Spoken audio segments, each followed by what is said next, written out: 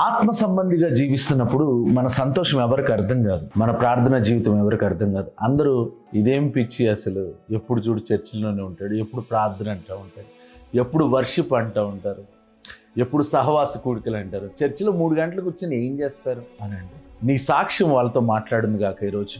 1 కొరింథీయులకు రాసిన పత్రిక 2వ అధ్యాయము 15వ వచనం, ఆత్మ సంబంధి అయిన వాడు అన్నిటినీ వివేచించును గాని అతడు ఎవరిని చేతనైనను వివేచింపబడడు. ఈ లోకంలో ఎవరైనా వచ్చి ఇదిగో సినిమా బాగుంటుంది, లేకపోతే సీరియల్ బాగుంటుంది, లేకపోతే ఫ్రెండ్షిప్ బాగుంటుంది, పబ్ బాగుంటుంది, బార్ బాగుంటుంది, లేకపోతే ఇదిగో బంధువులు బాగుంటారు, అక్కడ బాగుంటుంది, ఇక్కడ బాగుంటుంది అని చెప్తే అది ఎంత బాగుంటుందో వివేచించగలిగే శక్తి ఆత్మ సంబంధులకు ఉంటుంది.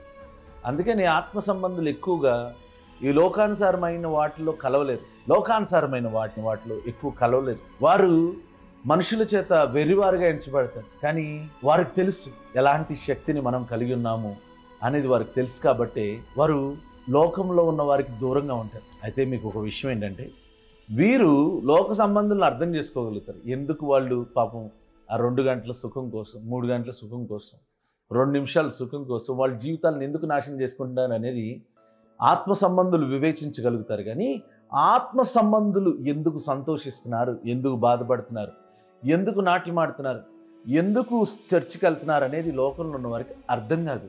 అర్థం కాకపోయినా పర్లేదు, ఆత్మ సంబంధిగానే జీవించు.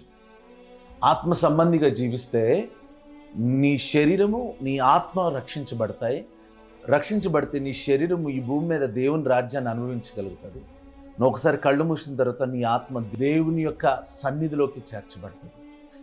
ఆత్మను శరీరాన్ని రక్షించుకోవాలంటే ఆత్మ సంబంధిగానే జీవించాలి. ఆత్మ సంబంధిగా జీవించాలంటే లోకం చేత వెర్రివాడిగా భావించబడాలి.